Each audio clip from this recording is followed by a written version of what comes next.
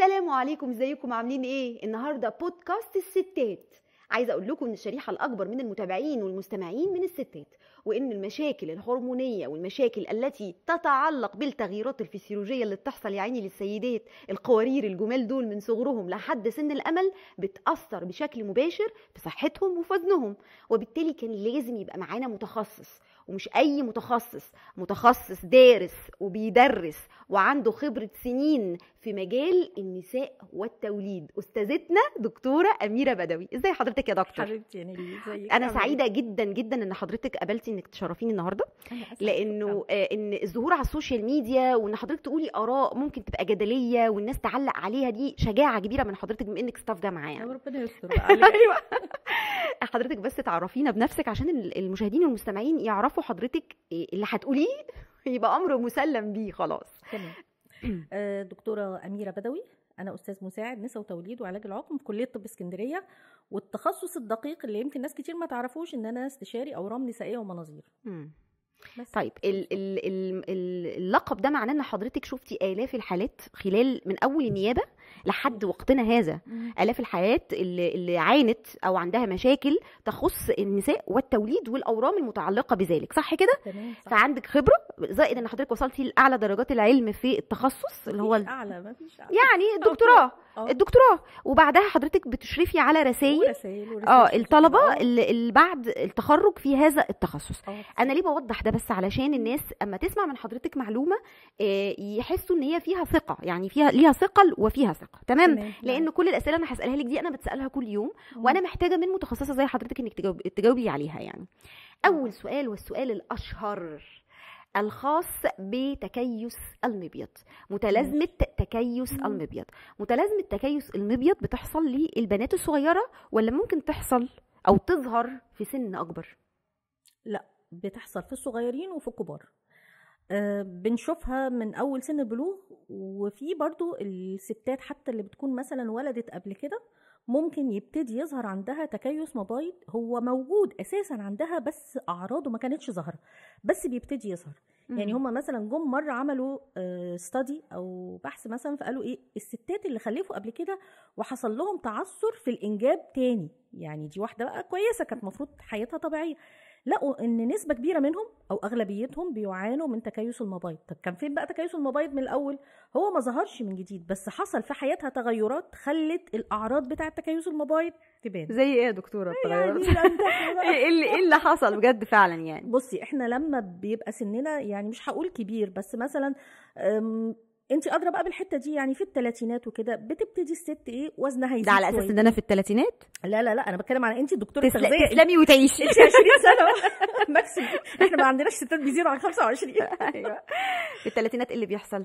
بصي، في الثلاثينات او حتى بعد ما الواحده مثلا تخلف اول طفل وتبتدي بقى الحياه تبقى رتيبه شويتين، بتاكل كتير وبتبتدي وزنها يزيد ويزيد، حتى طريقه الاكل ما بتبقاش صحيه، فهي بيبتدي يحصل عندها التغيرات في الهرمونات اللي هي تخلي تكيس المبايض اللي ما كانش باين زمان لانها كانت رفيعه وهي صغيره يبتدي بقى يبان عليها لما وزنها زاد وزادت نسبه الدهون في جسمها. طب حضرتك قلتي كمان نوعيه الطعام، معنى كده انه نوعيه الطعام مش وزن فقط، مش زياده وزن فقط، ممكن تؤثر على انه العرض او اعراض تكيس المبيض يظهر؟ هو ده اكيد 100%، بس انا يعني عايزه اقف في نقطه. احنا خلينا الاول نوضح للناس ايه تكيس المبايض ده، عشان برضو في كميه كبيره جدا من الناس مش فاهماه، والكلمه بقت دارجه ومستعمله عند الكل. يعني اولا ما فيش بيت ما فيهوش واحده او اتنين او العيله كلها عندها تكيس مبايض. البنات في الجامعه تقريبا خلاص دلوقتي بقى حاجه كومن، كل واحده تقول للتانيه انا عندي تكيس وانا عندي تكيس. معقوله انتشاره كده؟ جدا جدا.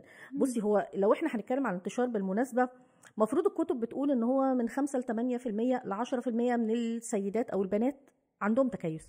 بصراحه احنا بنشوف في العيادات نسبه كبيره جدا. وقعدت دعبست كده قلت اما اشوف في احصائيه في مصر ولا لا، لقيت دراسه صادمه بتقول من 47 ل 55%.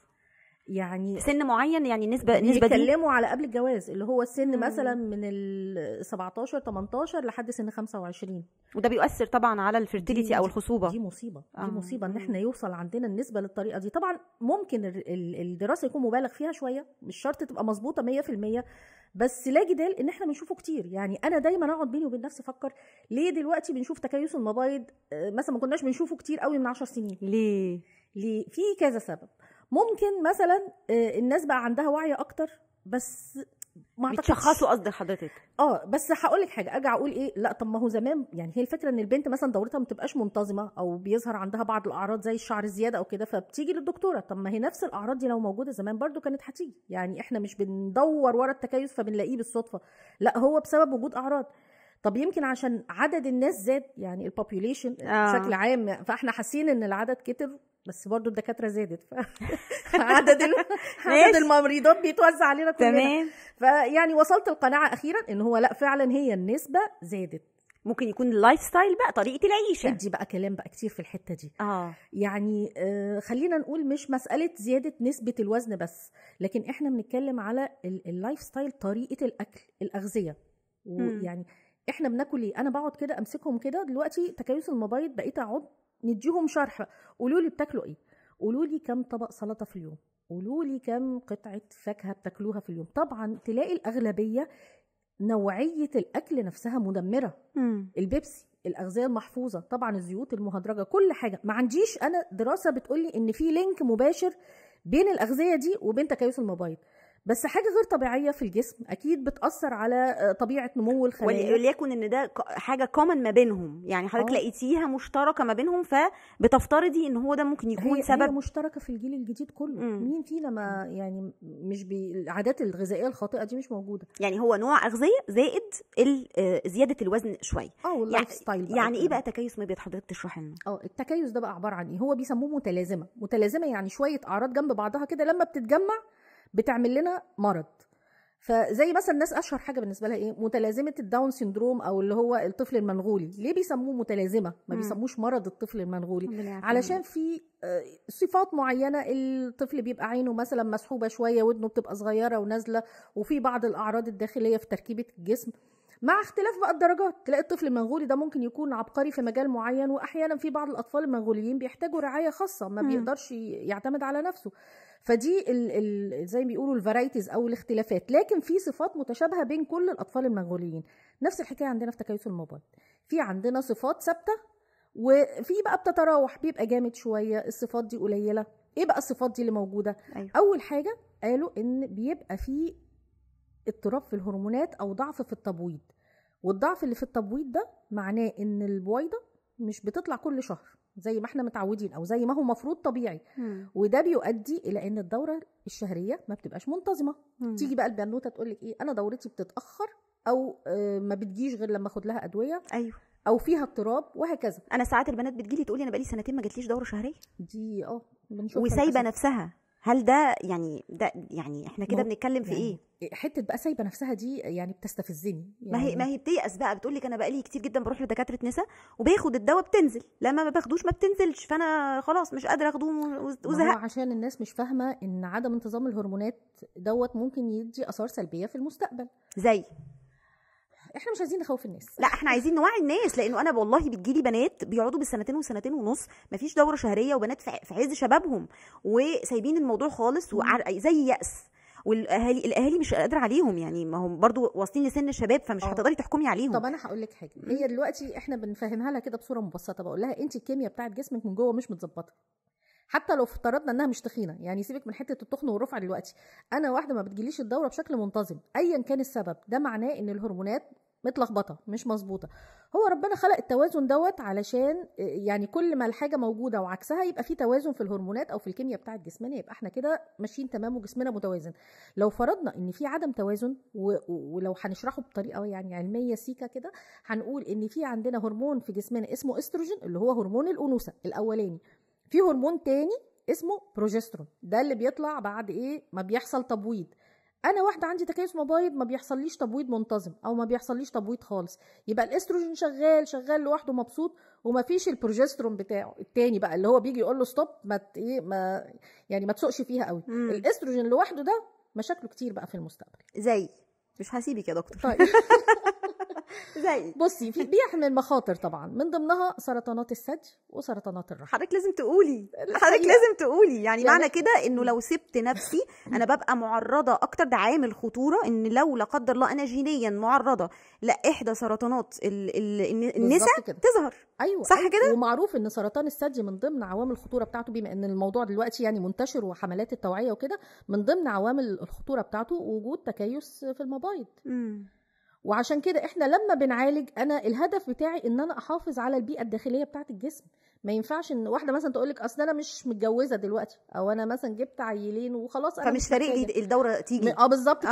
يعني انا مبسوطه. لا، خدي بالك انت في حاجات في الخفاء كده جوه الجسم مش مظبوطه، فلازم تتظبط علشان احنا بنبص لقدام. الله يفتح عليك يا دكتور. يعني حضرتك شايفه انه لازم حتى لو بدي هرمون تعويضي للبنات والسيدات دول انهم لازم ياخدوه بانتظام طالما الدوره ما بتجيش غير بيه. بالظبط. يعني انت مثلا هل المريضه اللي عندها سكر او المريض اللي عنده سكر مش محتاج ياخد هرمون تعويضي علشان السكر يتظبط او الجسم يتظبط؟ اللي عنده مشكله في الغده وهبوط او كسل في الغده الدرقيه مش بيقولوا له خد هرمون تعويضي؟ ما هم بيقولوا بقى عكس. يعني هم بيخوفوهم من الهرمون التعويضي ده، بيقولوا لهم انه الهرمون ده لو خدتوه خارجي بشكل خارجي مش بيتفرز بشكل طبيعي في الجسم ممكن لا قدر الله يعمل سرطانات برضه. لا، ما هو حسب نوع الهرمون. اللي احنا بنتكلم عنه ده هرمون مفروض يعني نطلق عليه الهرمون الآمن.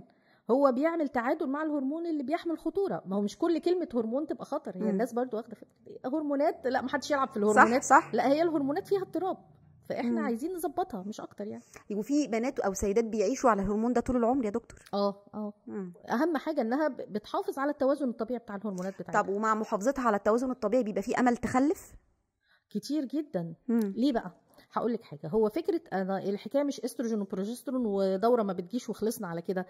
هما يعني الحكايه معقده شويتين، وربنا يكون في عون اطباء الغدد الصماء، لان فعلا يقول لك ايه ده بيؤدي الى ده، فده بيزود ده، فده لما يزيد يقلل الحاجه الفلانيه، وهكذا.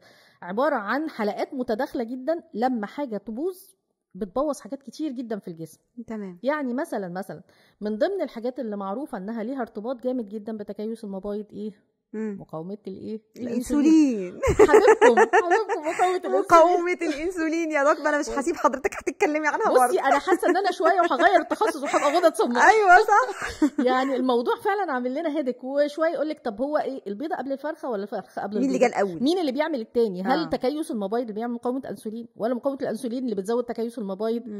وهندخل بقى في صفه كمان من الصفات اللي احنا ما قلناهاش، احنا ما كملناش بقيه صفات تكيس المبايض. هرمون الذكوره بيزيد والست او البنوته بيبتدي بقى يطلع لها بعض الاعراض، خصوصا الشعر الزايد في بعض المناطق الذكوريه، دقن بقى وسوالف وحاجات من دي، او احيانا بتحس ان جسمها مشعر جدا. وساعات بيبقى عندهم حب شباب كتير قوي.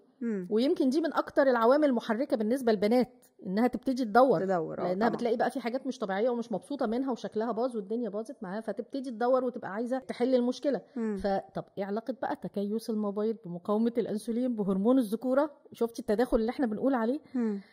فهي دي بقى من ضمن الحاجات اللي احنا عايزين نحلها.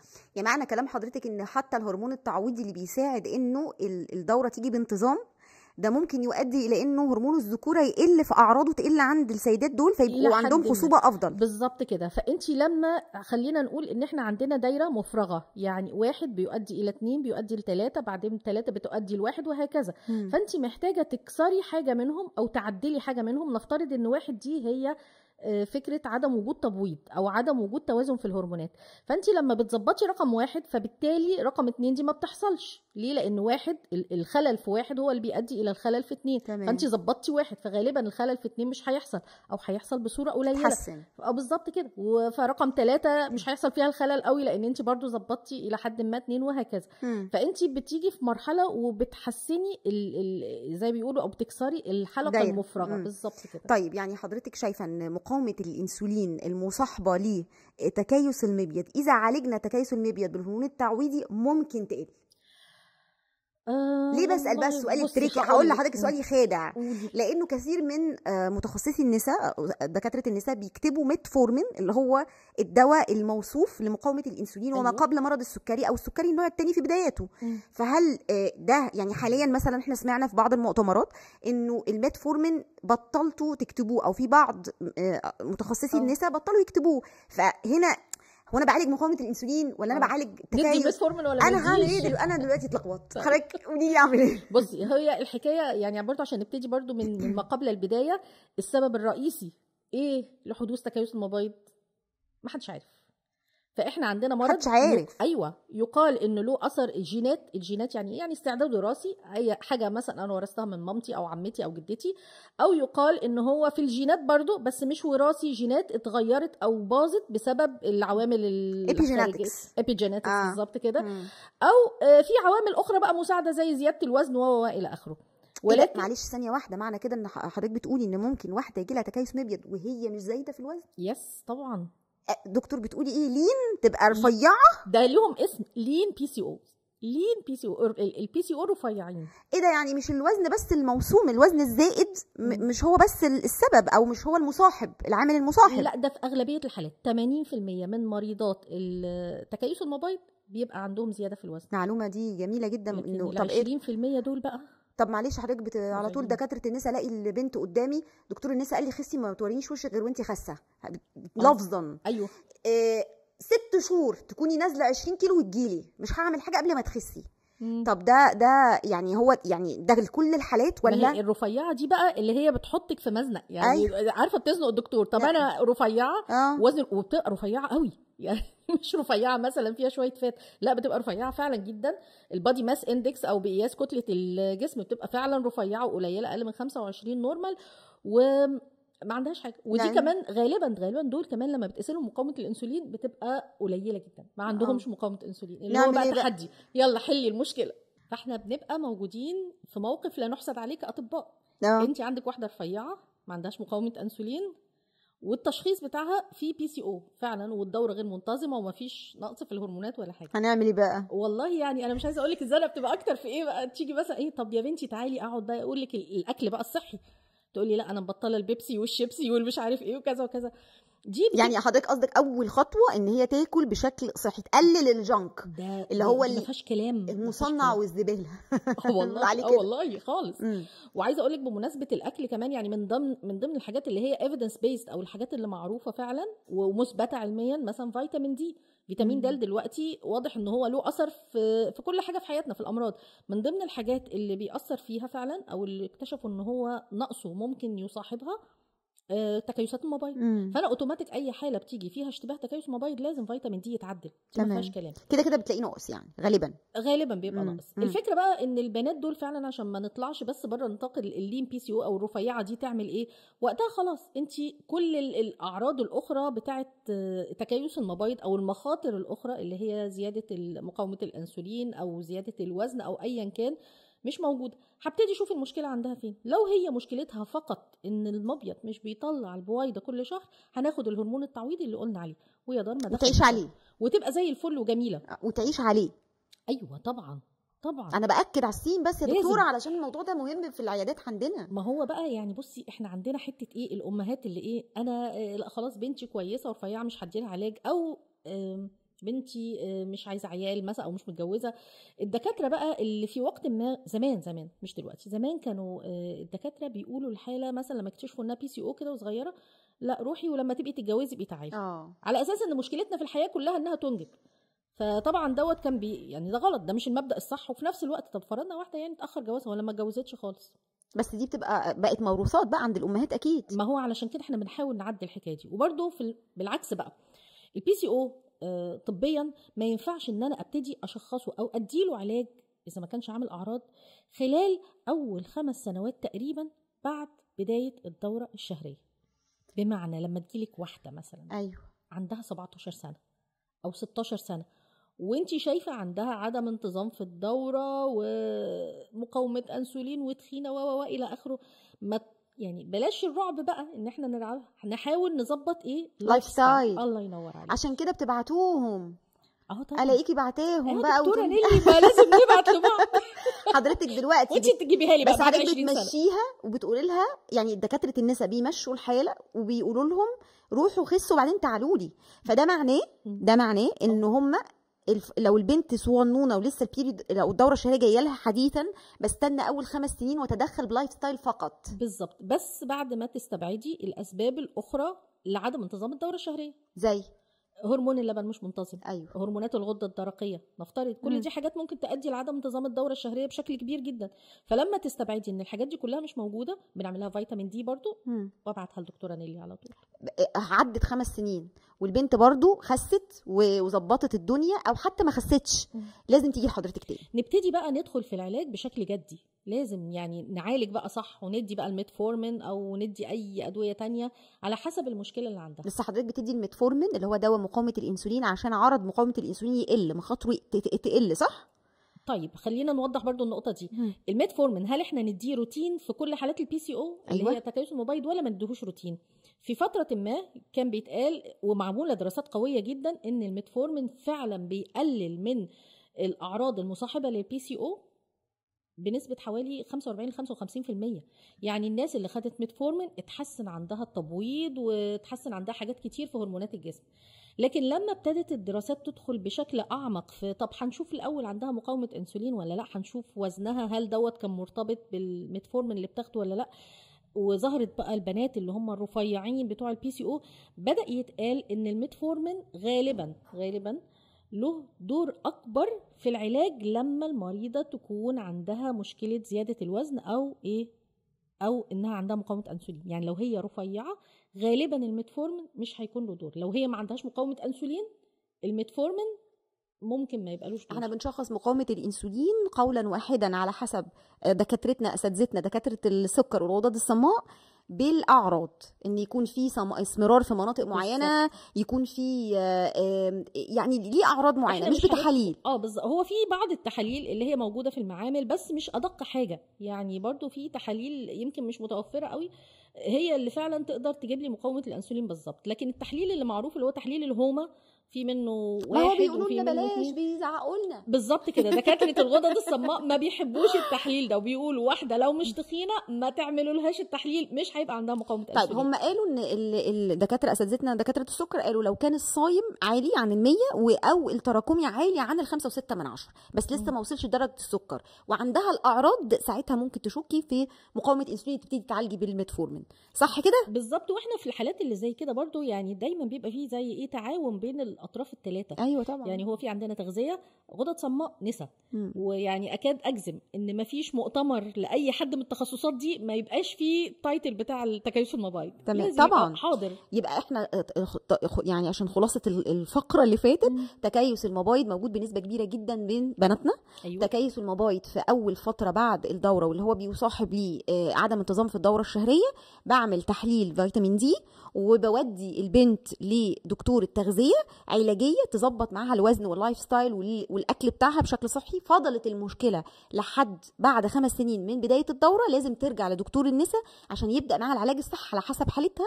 غالبا بيبقى هرمون تعويضي، والهرمون التعويضي لازم نستمر عليه على حسب توصيات دكتور النساء الى ان الموضوع يتعالج. ليه؟ علشان لا قدر الله لو البيئه دي جوه الجسم ما كانتش بشكل طبيعي او انا ما قربتهاش للطبيعي، ده لا قدر الله ممكن قدام يعمل مشاكل توصل لسرطانات في يعني الاجهزه بتاعه السيدات، صح كده؟ بس عايزين نقول ملاحظه اخيره علشان برضو الناس بيجوا لنا ساعات باكسبريشن غريب قوي، تقول لك انا كان عندي تكيس مبيض وتعالج. ايوه مفيش تكيس مبيض بيتعالج، هو موجود. الفكره ان انت كان ممكن تكوني تخينه وخسيتي فما بقتش الاعراض ظاهره عليكي، لكن كون ان تكيس وتعالج لا، مفيش تكيس بيتعالج. هو التكيس ده يعني ايه؟ احنا ما قلناش الحته دي. يعني بيبقى فيه جوه المبيض اكياس؟ لا مش اكياس. هي الفكره ايه؟ ان المبيض ده فيه بويضات صغيره، خلينا نقول انها بيبي بويضات صغننه خالص خالص. كل ما بتيجي كل شهر مجموعه منها بتبتدي تنضج، واحده فيهم اللي بتبقى هي الكبيره بتاعتهم وتطلع البويضه. فاللي بيحصل بقى في تكيس المبيض ان المبيض ما بيبقاش عنده القدره ان يكبر البويضات دي او ينضجها، فبتبقى المبيض مليان البويضات البيبي الصغننه دي، فبتبقى عباره عن كور صغيره صغيره صغيره. لو انا شفت شكل المبيض هلاقي عباره عن كله كور صغنونه جنب بعضها سودا كده في السونار، هي البويضات الصغيره في مرحله انها يعني في مرحله كانها جنين لسه في مرحله ما قبل النضوج. وعلشان كده حتى دي بترفلكت او بيعرفوها احيانا بحاجه اسمها تحليل اسمه مخزون البويضات. ايه مخزون البويضات؟ اللي هي البويضات الصغنونه دي بتطلع هرمون اسمه AMH. لو الAMH دوت عالي قوي ده بيدل على ان المخزون اللي موجود او البويضات الصغننه كتير قوي في المبيض. طب ليه هي كتير؟ لانها ما بتخرجش. أيوة. فبالتالي دي العله الرئيسيه. وساعات بقى بتبقى مصاحبه اللي هو مقاومه الانسولين او زيادات بقى في هرمون الذكوره وغيره. طيب وحضراتكم بتلاقوا تحسن لما مقاومه الانسولين تقل والوزن ينزل في هذا الست ممكن يحصل لها تبويض تلقائي. تبويض تلقائي مجرد ان هم يجوا لنا. انا شفت توأم والله اللهم بارك. والله واحده كانت بتعمل حقن مجاري ولما نزلت وزنها بشكل قوي جدا جدا وربنا كرمها حملت في توأم بشكل تلقائي وهي كانتش بتحمل غير بحقن مجاري. فدي من الحاجات اللي تدل طبعا على اهميه ان الناس تاكلوا اكل صحي معظم الوقت ويتحركوا، وان عشان ده علاج مقاومه الانسولين. أيوة. والوزن يقل بنسبه طبيعيه مش بنسبه سريعه في وقت معقول، صح كده؟ بالظبط كده. طيب ربنا يكرمك يا دكتور والله العظيم. اما اللين بقى اللي هي البنت النحيفه دي مش شرط تاخد ميتفورمين طالما ان هي ما عندهاش مقاومه انسولين. ودي ليها علاج بقى خاص على حسب السبب او على حسب العرض اللي هي جايه تشتكي لك منه. لو بتشتكي من مشاكل في زيادات الشعر والحاجات دي ليها علاج. لو مشكلتها كلها في عدم انتظام الدوره بناخد الهرمون التعويضي، وده برضو عشان الناس ما تخافش، ده هرمون بيتاخد ايام معينه في الشهر. مش بتفضل طول الشهر بتاخد نفس الادويه، عشان وحاجه بتبقى خفيفه خالص يعني ما بتضايقش ولا ليها اي اعراض جانبيه. تمام. ننقل على تاني اشهر سؤال. الدورة الشهرية جت منتظمة يا دكتورة أميرة الحمد لله، ولكن بتبهدلني حوالين الدورة. أنا عندي نهم شديد للأطعمة خصوصا السكريات وممكن أكل بكميات كبيرة. أنا عندي مود سوينجز، مودي زي الزفت، وده بيزود الإيموشنال إيتينج أو الأكل العاطفي. أنا منفوخة، أنا بطلع على الميزان بصوت وبحس إن كل اللي أنا عملته طول الشهر باظ. هو إيه اللي بيحصل يا دكتورة أميرة؟ طيب هو يعني احنا برضو عايزين نطمن البنوتات ان اللي بتجيلها دورة منتظمة معنى كده ان بيحصل لها حاجة اسمها تبويض. التبويض دوت بيحصل حوالي 14 يوم قبل نزول الدورة. الفترة ال 14 يوم اللي قبل نزول الدورة او ال 10 ايام قبل نزول الدورة دي بتبقى الفترة اللي فعلا بتشتكي فيها من ظهور بعض الاعراض اللي انت بتقولي عليها. طب ليه بقى بيحصل الكلام ده؟ التبويض لما بيحصل بيطلع هرمون البروجسترون اللي احنا قلنا عليه. البروجسترون دوت هرمون قوي جدا، له شوية اكشنز كده في الجسم، من ضمنها مثلا ان هو ممكن بيزود احتباس المية تحت الجلد هو والاستروجين. ثانية واحدة، يعني ممكن يكون الوزن خادع، زيادة الوزن خادعة ويبقى مية؟ توصل لحد كام كيلو يعني؟ بتختلف بقى على حسب من واحده اديني رينج معلش. لا ملهاش قاعده والله.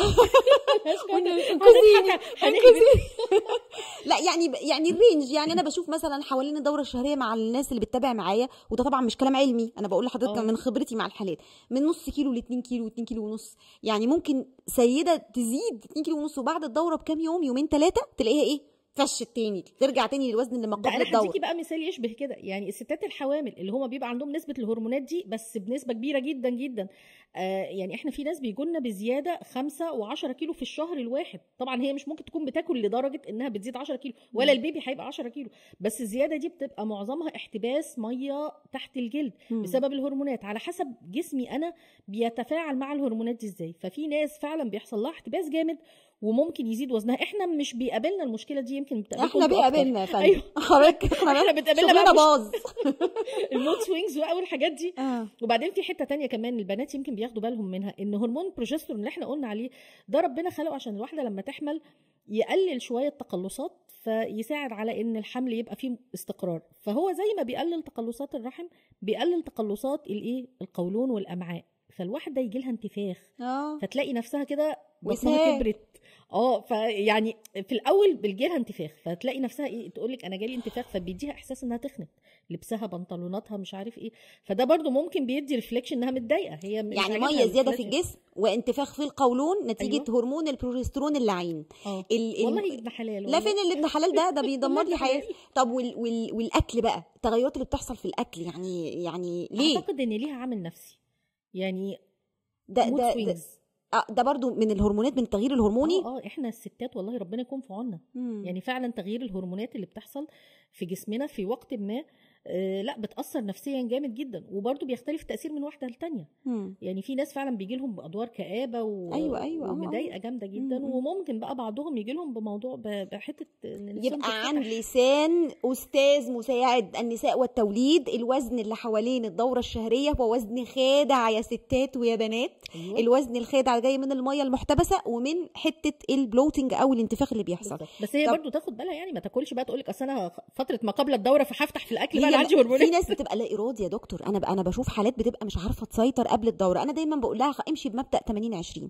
لو هم 6-7 ايام حوالين الدوره يبقى بقيه ال 23 يوم التزمي عشان معظم الايام تبقي ملتزمه وما نضيعش اللي احنا بنحاول نوصل له يعني. تمام. وفي ناس بيبقى عندها يعني افكار غلط انه اثناء الدوره ما ينفعش امشي مثلا، اصل الدوره ما ينفعش اعمل رياضه، ما ينفعش امشي حتى مشي متوسط الشده، اصل ماما قالت لي لو مشيت مش عارفه هيحصل ايه. اثناء الدوره ما ينفعش اعمل دايت. يا ست كل دايت ايه اللي مش ما انت بتاكلي اكل متوازن متوزع، وبالعكس ده هيقلل نهمك للسكر، هيقلل نهمك للاكل. صح. فلا بالعكس، ده انت اثناء الدوره عشان تسهلي نزولها بشكل طبيعي ده انت ممكن تمشي مشي متوسط الشده منين ما تقدري. هم بيعملوا بوز، بيدوسوا على زرار ويوقفوا اي حاجه عشان انا عندي الدوره الشهريه. لا احنا مش هنضيع حياتنا واحنا عندنا الدوره الشهريه، طالما عارفين نعمل يبقى نعمل. ده هي اثناء الدوره المفروض انها كمان تظبط الفود، يعني الفيدنج هابتس بتاعتها من ناحيه ايه. انا واحده بفقد نسبه من الدم ونسبه من السوائل، فانا لازم اكل سوائل كتير، لازم اعوض باكل صحي علشان انا محتاجه الفيتامينز والحاجات اللي فيها حديد في المرحله ديت، لان انا بفقد جزء من الدم. فلازم يبقى في توازن، مش توقف هي خالص. يعني الدايت جزء منه انها تاكل هيلثي فود. السيدات بقى اللي بيجي لهم الدوره الشهريه متوسط الايام تقريبا تبقى كام، وبعد كده تبدا تقلق وتخاف على نفسها، بما ان حضرتك عندك تخصص الاورام ده. فمثلا طبعا حضرتك عارفه الفايبرويد او الاورام الليفيه منتشره جدا بين السيدات يعني. وكمان في انسات عندهم على فكره، يعني انا بشوفهم في العياده برضو عندي. السؤال الاول، انا اخاف او اقلق لما الدم يبقى كميته كبيره، ولا اقعد ايام كتيره عندي الدوره الشهريه؟ بصي، هو لو هنتكلم على الاورام الليفيه اكتر حاجه بتعملها هي زياده كميه الدم. زياده حتى لو الايام قليله، حتى لو الايام هي اللي انا متعوده عليها، بس الكميه بتزيد في وجود الاورام الليفيه. ومش كل الاورام الليفيه بتعمل كده، بس بعضها على حسب مكانها وحجمها ممكن تزود كميه الدم. طب هي بقى الواحده تعرف ازاي اذا كان كميه الدم دي طبيعيه ولا غير طبيعيه؟ رقم واحد، لو هي كبيره شويه، مش كبيره قوي يعني، بس لو هي ليها اعتياد معين ان كميه الدوره بتاعتها بتبقى كذا، مثلا متعوده انها تستخدم فوط صحيه بعدد معين بكميه معينه، هتلاقي ان في بقت زياده غير طبيعيه. احنا حتى ساعات لما بنسال البنات اللي هم مش واخدين بالهم وبتقولك انا الدوره عندي كميتها كبيره، وبحاول استفسر منها اتاكد هل دوت شعور داخلي ولا فعلا كميه كبيره، خصوصا البنات. يعني بقول لها طب انت مثلا لو رحتي المدرسه او الكليه بتحتاجي ان انت تستخدمي فوطه صحيه جديده بعد قد ايه؟ هل مثلا بيبقى الموضوع خارج عن ارادتك، فممكن مثلا تلاقي ان انت الفوطه الصحيه مش مكفياكي بعد ساعه بعد ساعتين. فده احد الحاجات. بنسال برضو البنت برضو او السيده، هل انت الاعتياد بتاعك كان ايه؟ واحده متعوده مثلا انها تقعد مثلا 5 ايام تقول لك لا ده انا بقيت دلوقتي مثلا اقعد 7 ايام، او ودي ليها علاقه بالطول بقى، طول الفتره.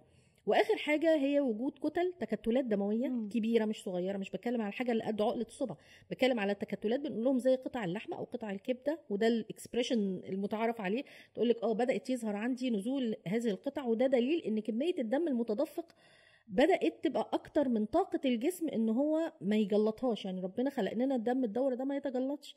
فلو هي كميه الدم اكتر من استيعاب او قدره الجسم ان هو يدوبها قبل ما تنزل، فبالتالي بتنزل التجلطات دي، وده بيدل على ان كميه الدوره اكتر من الوضع الطبيعي. ساعتها تجري على دكتور النساء، ده لازم طبعا تجري. وملوش سن، يعني ممكن يجي في السن الصغير، غالبا بيجي في السن اللي هو يعني ايه ما فوق 35. لكن في حالات بنشوفها في السن الصغير في العشرينات. لكن ما فيش متوسط لعدد ايام الدوره ممكن نقول ان هو لكل النساء؟ يعني معظم السيدات بيتراوح مثلا من 5 ل7 ايام، ده الكتاب بيقول كده. بس في ستات بنلاقي مثلا عندهم الدوره بتستمر ل9، وهي عارفه ان دورتها كده 9 ايام، بتبقى مش غزيره قوي في الايام الاخيره، بس هي متعوده ان دورتها بتستمر 9 ايام، ماشي. الكتاب بيقول لو الدوره وصلت لمرحله انها تبقى اكتر من 12 يوم كده في علامه خطر. بس انا في رايي الخاص لا، احنا فوق ال9 كده في علامه خطر، ما نستناش. انا خلاص الحمد لله اطمنت، ما عنديش تكيس مبيض، ما عنديش ورم ليفي، دورتي منتظمه واتجوزت. مش عايزه اخلف دلوقتي، او جبت طفل او 2 وعايزه اخد اورال كونتراسبتيفز او احط لوب من الحاجات اللي هي الاي يو دي او الحاجات الموضعيه، وسائل منع الحمل. يا دكتور لو سمحتي حضرتك بعد اذنك، وسائل منع الحمل وانس حالتي حطيتها او استخدمتها يا بتثبت يا بتتخن. ادور في الليترتشر، ادور في العلم على حاجه تربط ما بين الوسائل وما بين الوزن، مفيش. حتى قبل كده عملت فيديو قلت ان مفيش حاجه علميه قاطعه تقول ان في علاقه ما بين اللولب الهرموني مثلا ده او اللوب الهرموني وما بين الزياده، ما بين اللي هي الوسيله بتاعه الاورال اللي بالبق الاقراص، وما بين بس والله العظيم في العياده عندنا صدقيني يا بيثبتوا ما تتحركش يمين ولا شمال، يا بيتخن. اقول لها يا ستي طيب اروح بيها يمين اروح بيها شمال، اغير النظام. طب ايه، ونفسيتها بتبدا تتغير، يعني بيحصل عندها شويه تغييرات مزاجيه برضه. ارجع بقى اقول لها روحي بقى لدكتوره النساء بقى، واكتب جواب بقى كبير عريض كده لحضرتك لو سمحتي غيري لها الوسيله. يعني انتوا حاطين نقركم من نقر وسائل منع الحمل يا فندم، ده اللي بيحصل والله. يعني لعب اجيبكم زياده الوزن في الحوامل ولا غير الحوامل؟ هنعمل ايه دلوقتي بقى؟ حضرتك لازم تفسري لي ايه اللي بيحصل. بصي خلينا ناخد حاجه الاورال كونتراسبتيف بيلز او الحبوب او الوسائل الهرمونيه ما عدا اللوب الهرموني، ماشي؟ هل بتزود الوزن؟ قولا واحدا لا.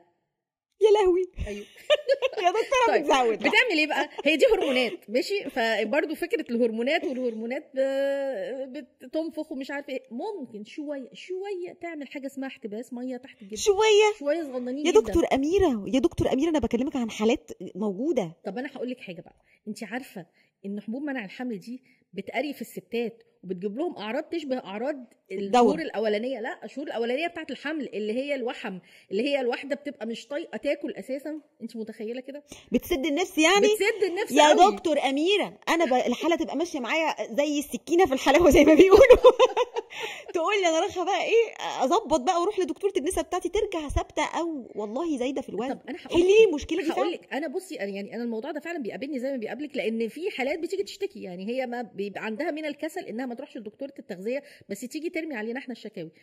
فبرضو تحليليا كده رايي الخاص ايه، يعني اللي بيحصل غالبا ان وسائل منع الحمل سواء حتى اللولب العادي على فكره، انا باخدها امتى؟ باخدها بعد ما اكون خلفت، ماشي؟ فانا دلوقتي كنت حامل وخلفت وقاعده بقى برضع وجعانه وباكل كتير ومش عارف ايه، فده جزء يعني ان ابارت او جزئيا بيزود الوزن، متزامن يعني بالتزامن مع انها بتاكل كتير علشان هي في مرحله رضاعه، ومعروف ان الستات دول بيبقى فعلا عندهم شراهه ورغبه في الاكل كتير، وده لان جسمها بيستهلك منه كتير قوي، فبيزيد وزنها عشان هي بتتغذى بقى وبيغذوها بقى والبط والمغات والحاجات اللي دي. في حاجات تانية كمان ودي اعتقد انها عامل نفسي، يعني انا اول ما اتجوزت متوتره وخايفه بقى من الجواز، وقبل الجواز هتجوز ولا لا، والدنيا هتمشي ازاي، حامل، طب يا ترى هقوم بالسلامه والبيبي هيبقى شكله عامل ازاي. اتجوزت وحملت وخلفت وهديت نفسيا. الهدوء النفسي بقى ما بقيتش اكل في نفسي، ما بقيتش احرق في اعصابي، فالهدوء النفسي ده بتضحكي ليه؟ بضحك عشان حضرتك بتنهي التهمه تماما عن وسائل منع الحمل. يا دكتور طب ما هي بتبقى ماشيه معايا في النظام، وانا ببقى الحاله انا بحكي لحضرتك عن البراكتس بتاعي او الطريقه اللي انا بتعامل بيها مع حالتي، انا عارفه اولها من اخرها، يعني انا هي مش بتكذب عليا، وهي بتعمل نفس اللي انا بقوله لها بنسبه يعني 70 80%. ايه اللي بيحصل؟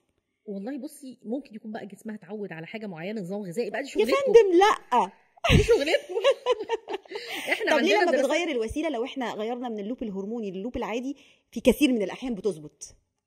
بصي دي ممكن تكون استثناءات، يعني بامانه شديده هقول لك حاجه، يعني احنا عندنا مثلا نسبه تركيب اللوب الهرموني دلوقتي بدات تزيد جدا، وانا ما اعرفش ليه الناس نقراها ونقر اللوب الهرموني رغم ان انا بحبه قوي، حاسه ان هو ليه يا دكتوره؟ عشان هو من احلى الوسائل اللي بتشتغل فعلا كوسيله منع الحمل. بس مش اللوب الهرموني ده بيمنع نزول الدوره؟ طب لما يمنع نزول الدوره، انا بقى تحليلي اللي انا هقول لحضرتك برضو من خبرتي. طب اقول لك الميكانيزم. طب قولي حضرتك الميكانيزم عشان قبل ما تقولي التحليل. بصي هو اللوب فكرته ان هو بيخلي بطانه الرحم ما تنزلش الدوره، بطانه الرحم، لكن هل هو بيمنع التبويض او هل هو بيمنع الدوره الهرمونيه في الجسم؟ نو. لا ثانيه واحده، يعني بطانه الرحم بتبقى سميكه طول الوقت، رفيعه خالص ما بتنزلش اساسا، يعني بطانه الرحم ما بتاخدش السمك بتاع انها تنزل بالظبط، فما فيش دوره. لكن انت لو تابعتي الحاله بالالترا ساوند بتلاقي عندها نمو للبويضات، نسبه الهرمون اللي موجوده اللي هي في اللولب الهرموني اللي ممكن توصل للدم في 15% بس من السيدات. يعني هو ممكن يمنع التبويض فعلا في نسبه 15%. ده دليل ان الهرمون ابتدى يشتغل على، او الهرمون اللي في اللولب يعني ابتدى يشتغل على الجسم ككل. لكن غالبيه الستات اللي هو 85% اللولب الهرموني بيشتغل موضعي فقط على منطقه الرحم. طب ما معلش الستات دول بقى انا بوصف لك عن لسانهم ان هم الوقت اللي هم عارفين ان هم متعودين بيجي فيه الدوره بيبقى عندهم اعراض الدوره. هقول لك حاجه، اعراض اللي هي الاعراض بتيجي منين؟ هي الاعراض الدوره اساسا بتبقى اساسا حته ان انا حاسه مثلا باحتقان او كرامبات اسفل البطن. دي غالبا بتحصل لهم بسبب التبويض، لان التبويض بيعمل احيانا الام اسفل منطقه البطن وبيدي نفس الشعور بالاحتقان، وممكن يجي لها الانتفاخ اللي كنا بنقول عليه اللي هو بيجي قبل نزول الدوره، لان الهرمونات شغاله يا جماعه. الفكره بس ان الدوره ما بتنزلش. دكتور احنا محتاجين استادي بقى اعملها انا وحضرتك، نجيب الحالات اللي عامله لوب هرموني ونعمل عليهم ونعمل هنظبطها، لانه انا بقول لحضرتك فعليا عندي في العياده وانا الحمد لله بفضل الله عندي بشوف حالات طبعًا. فالحالات اللي بتركب لوب هرموني او بتاخد الاقراص بتاعت منع الحمل او اللي هي البتاعه دي الامبلانون بقى اللي هي الكبسوله اللي تحت الجلد. ايوه هي دي بالذات انا عندي دراسات فيها ان فعلا جم قارنوا بينها وبين اللي مركبه لولب عادي مش هرموني حتى، ولقوا ان نسبه زياده الوزن في السنه يعني نسبه لا تذكر. يا دكتوره بقى هقول لك حاجه، طب انا برأتي كل اللي لا انا هقول لك حاجه كويسه. احنا مش بنقول مثلا نفترض ان في 1000 واحده بيركبوا لولب هرموني. أيوة. نفترض اللي بيجوا الدكتوره نيلي اللي بيتخنوا اللي هم مثلا كده 5% يعني في مثلا 95%. انا اعمل معاهم ايه حضرتك؟ ما قلتليش اعمل معاهم ايه؟ لا نحاول نظبط لهم الدايت زي ما انت بتعملي. لو وصلت لمرحله الدنيا قفلت معاكي خالص نركب لهم اللولب العادي وهم حرين بقى، اعمل لهم ايه في جسمهم. حضرتك بتفضلي اللولب الهرموني يعني؟ جدا. وبتفضلي عن الاقراص؟ حاسه ان اعراضه الجانبيه اقل. ماشي يا دكتوره اميره، ما عرفتش اغلبك في الحته دي. طيب المينوبوز سن الامل، كنت عايزه اقول لك عجبتني جدا وانتي بتقولي في الانترو بتاعك كلمه سن الامل. يعني بصي حبيتك قوي والله يا نيلي. يا دكتور ما هو حرام عليهم الناس مسمينه سن يأس، وبعدين لما اتكلمت في الموضوع ده قالوا لي ده يأس من الحمل. قلت له ايه السلم يعني؟ انت ستيجما بتلصق على السيده ان هي تيأس من حياتها بقى ومن الدنيا. سن انقطاع الدوره. طب يعني ايه اللي بيحصل في هذا السن يا دكتور؟ ليه دايما بيتزامن مع هذا السن اللي هو احنا عارفين ان هو مراحل الى ان تنقطع الدوره تماما، اللي هو في سن الامل فعليا انقطاعها بيبقى 12 شهر او اكتر. قبل كده بيبقى فيه عدم انتظام، وبيبقى فيه كمان معاه بعض الاعراض اللي بيبقى معاها زياده وزن، بيبقى معاها زياده خصوصا من منطقه البطن، وبيصاحب ليها مقاومه انسولين. لا ما انا دارسه بره جوه حضرتك عارفه. حضرتك تقولي لي بقى ايه اللي بيحصل للسيدات، وهل فعلا بعد سن الامل السيدات بقى خلاص ما بقوش ستات بقى وما بقوش عندهم نفس المشاعر ونفس يعني احنا عارفين هرموناتنا هي اللي بتتحكم فينا، فالتغيير الهرموني ده وما يصاحبه من اعراض، لان الستات انا بشوفهم بيتحولوا بعد سن الامل لان هم بيبقوا خلاص حاسين ان هم مش ستات اصلا، يعني فقدت الشغف لكل حاجه. انا خلاص كبرت، انا اتكهنت، عارفه الاحساس ده؟ أيوة. فحضرتك ممكن تشرحي لنا بس يعني ايه اللي بيحصل؟ طيب قبل ما نتكلم على حته مقاومه الانسولين وزياده الوزن وكده، هاخد بس الحته النفسيه. يعني الاستجمة اللي انت قلتيها او الحاجه الملصقه، الصفه الملصقه بسن اليأس ان هو سن يأس، ده اوتوماتيكالي بيحسس الواحده ان هي خلاص كبرت. فكون انها وصلت لمرحله انها تقول انا كبرت، خلاص هي يعني كده هي وصمت نفسها بقى انا خلاص يلا حسن الختام، رغم انها ممكن تعيش لها 30 سنه مثلا بعد سن ال50 طبعا. يعني ايه ده؟ هو سن الامل بيبقى عند ال50؟ حوالين ال50. ده بتبقى 40 و39 عندي في العياده وتقولي خلاص بقى ما انا قربت. أيوة لا قربتي لايه؟ عشان كده هم عايشين خير. النفسويات مش مظبوطه. ايه هي حاجه نفسيه اساسا. يعني احنا لو مجتمعيا شايفين سن الامل ده او سن اليأس ايا كان سن حلو، انا شخصيا انا حاسه ان هو من اجمل المراحل اللي بتعدي على الواحده، ولا في دوره ولا أيوة راحه جدا. بس هو مرتبط بان هرمون الانوثه بيقل، يعني هم علميا بيفسروها كده، هرمون الاستروجين بيقل. هرمون الانوثه له علاقه بتفكيري، بمعنى بتفكيري وبنفسيتي. هو هرمون الانوثه ده حلو عشان اخلف، عشان تجيلي دوره، عشان بعض الحاجات فعلا الحيويه في الجسم، بس ملوش علاقه بالعكس. هو لما بيزيد هرمون الانوثه، احنا لسه متفقين قبل مرحله التبويض واثناء الحمل قد ايه الست بتبقى مشاعرها فيها تضارب وتخبط حضرتك قصدك انه ليه وظيفه ايوه الوظيفه بتخلص في عمر معين ربنا كاتبه، فبعدها مش معنى ان هو قال ان الدنيا باظت. لا بالعكس، انا كنفسيا وكأنوثه هي لسه جميله جدا بكل ما فيها. قولي لهم يا دكتوره والله انا ما اعرفش هم ليه يعني، هو نفسيا هو المجتمع الظالم ده مجتمع وحش. طيب خلاص نفسيا ده نفسيا خلاص يبقى ده ملوش علاقه بالهرمون، له علاقه بالمجتمع اللي هي متواجده فيه والسبورت من الاهل والزوج واللازم منه. نيجي بقى لحته زياده الوزن. هل فعلا الواحده اللي بينقطع عنها الدوره وزنها بيزيد او يعني بيبقى في عندها اوبستي او شويه زياده في الوزن؟ بيحصل. ايه بقى تفسير؟ اول مره تقولي يا دكتور، اول مره تربطي بين حاجه. مش عايزه بقى يعني ايه في اخر الميتنج كده مش عايزه نطلع بقى نضرب بعض. طيب حلو، يعني بتزيد في الوزن، في قابليه لزياده الوزن. تيجي منين بقى القابليه دي؟ هم ترجموها بعده حاجات. قال لك اول حاجه، ودي برضه حاجه ليها علاقه بشغلتكم اكتر، ان احنا دلوقتي لما بنكبر في السن الكالوريز اللي احنا بناخدها بتبتدي ما تتحولش، ما بتبنيش العضلات قد ما بتتخزن على شكل دهون. فبالتالي ده نوع من انواع التقدم في السن اللي ممكن يحصل للستات والرجاله واي حد. قصد حضرتك ان الحرق بيختلف؟ الحرق والتخزين، يعني فكره ان انا ما بقتش، انا الكتله العضليه عندي قليله فما بقتش احرق كتير، وفي نفس الوقت انا بخزن اكتر. فانا بشكل يعني الكتله العضليه بتقل مع مرور العمر، مع تقدم الوقت. الا لو حافظت عليها مقدمه. ما هو ده بقى اللي احنا هنقوله. طب احنا نتعامل معاها ازاي؟ ان احنا نظبط بقى نغير اللايف ستايل او نحسنه. يبقى اول حاجه التخزين ده اول جزء. تاني حاجه بقى انهم احنا دلوقتي كان عندنا هرمون الاستروجين كان له وظيفه ان هو برضو زي ما اتفقنا عامل توازن في الهرمونات، بيعمل توازن بينه وبين هرمون تاني اسمه التستوستيرون، اللي هو هرمون ايه بقى؟ الذكوره. تيجي واحده تقول لك ايه ده، هو انا ست وعندي هرمون ذكوره؟ كلنا احنا ستات عندنا هرمون ذكوره، والرجال عندهم هرمون انوثه، بس احنا هرمون الذكوره بتاعنا شويه، وهم برضو هرمون الذكوره عندهم قليل جدا. الانوثه بتاعتهم قليل، واحنا الذكوره بتاعتنا قليل.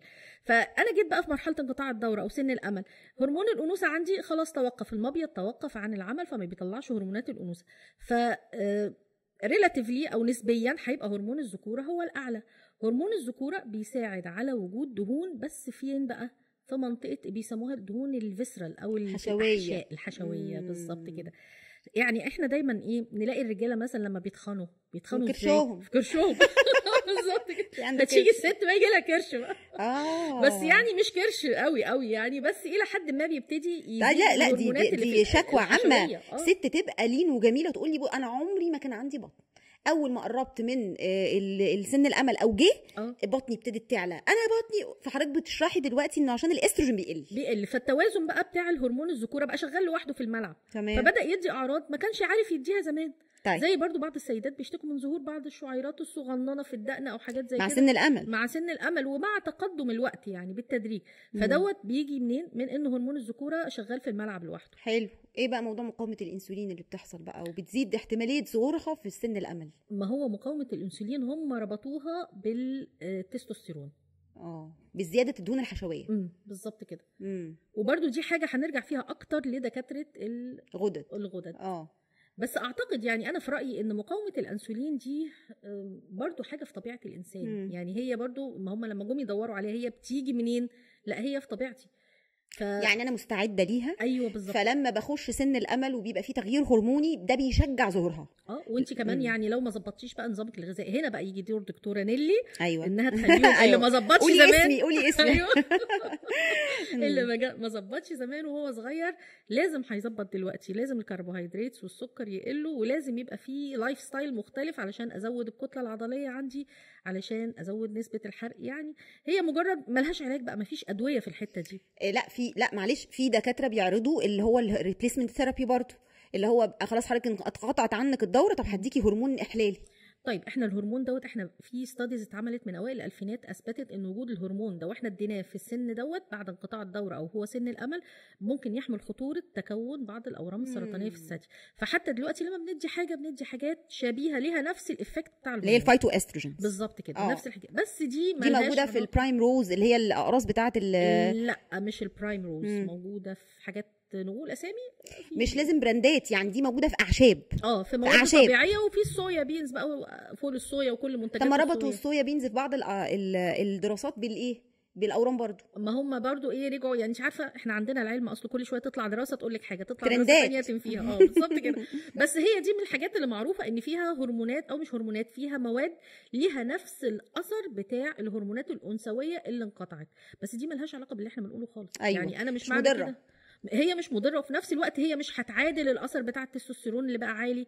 هي ممكن تظبط بعض الحاجات، مثلا زي الهبات الحراريه اللي بتيجي للست، او التغيرات المزاجيه احيانا، او لخبطه النوم، بعض الحاجات، لكن ملهاش علاقه بزياده الوزن او التستوستيرون. او انا قبل كده طلب مني ان انا اعمل محاضره علميه عن هذا الموضوع. حضرتك برضو بما انك متخصصه النساء، عشان يبقى ده الختام، أيوة. تقولي لي اذا كان الاستنتاج اللي انا طلعته من الدراسات صحيح ولا لا، انه الحل الامثل للسيدات اللي داخلين على سن الامل هم يستعدوا.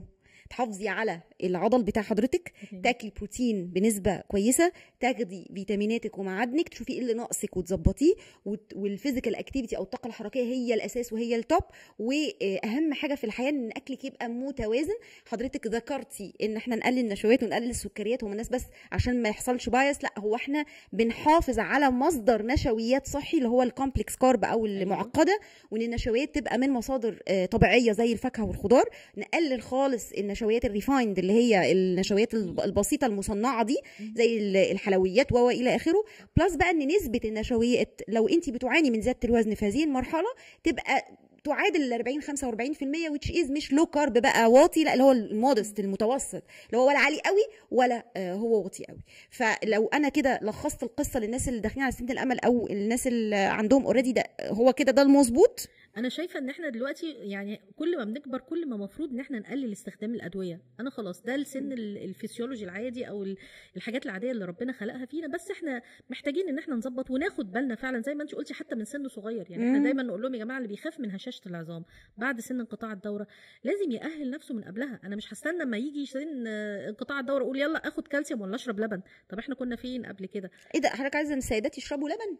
ده قال لك فيه استروجين، حضرتك اللي فتحتي الموضوع.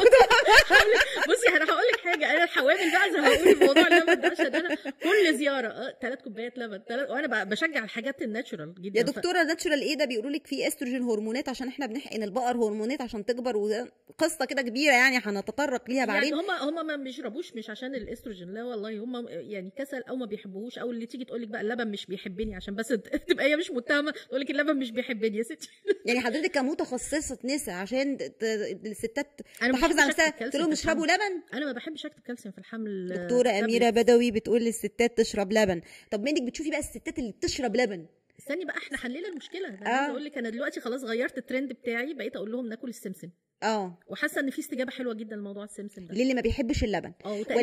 ولكن السيدات اللي شربوا لبن مع حضرتك بانتظام زي ما قلت لهم، صحتهم اتحسنت ولا ساءت؟ والله انا حاسه انهم شغالين في الحمل، الدنيا بتبقى كويسه. انا بحس انها هيلثي كده، كل تحاليلها كويسه، فايقه زي ما بيقولوا، ماسكه نفسها، مش بتيجي بقى ضعيفه وتعبانه وكرامبات وبتاع. يعني من ضمن العوامل هو ان الستات دول بيشربوا مع حضرتك اللبن. انا باكد على السين بس بتك لازم لا ما سيبك بقى، ما كل شويه يعني الناس كانت بتشرب لبن من عصر فرعون، دلوقتي بدا يبقى فيه استروجين. يعني ايوه يا فندم، قالوا لك ده ما هو عشان دلوقتي احنا بنحقنوه. انا برضه بصيت يعني كده اتوقع ان الرجاله بيشربوا اللبن هيحصل لهم ايه بقى؟ يعني هم بينقطعوا عنه، واحنا هنبقى نستفيد بقى الرجاله هنستفيد في هذا الموضوع. يعني انا مش عارفه اشكر حضرتك ازاي، ويعني جزاك الله كل خير، استقطعتي من وقتك، وانا عارفه ان وقتك ثمين جدا، عبال ما بوصل لك باخد وقت طويل. وقلتي معلومات في منتهى الاهميه ممكن تغير فكر، وممكن تغير طريقه تداول او تعامل البنات والسيدات مع تغييرات فسيولوجيه كتير او امراض بتحصل لهم وهم مش فاهمين. ومعلش كلمه اخيره عشان اختم بيها، انا بعيب على اي دكتور ايا كان اي تخصص ما بيفهمش المريض ما حول المرض، لانه كثير من دكاتره النساء البنت بتجيلي من عندهم بمتلازمه تكيس المبيض وهي مش فاهمه، يعني هي ما عندهاش ولا هي ولا مامتها الجمله اللي حضرتك قلتيها دي، ان انا لو ما خدتش الهرمون الاحلالي انا ممكن ابقى معرضه لريسك كبير جدا انه بعد كده يحصل لي مشاكل صحيه هي ما بتبقاش عارفه. ففكره ان انا اعمل هيديوكيشن او اعلم الحالات بتاعتي ده مسؤوليه يا جماعه لكل دكتور. جزاك الله كل خير يعني، ويجعل كل حاجه حضرتك قلتيها النهارده في ميزان حسناتك. شكرا يا دكتوره اميره، ودايما ان شاء الله في تعاون. اشكرك شكرا جزيلا.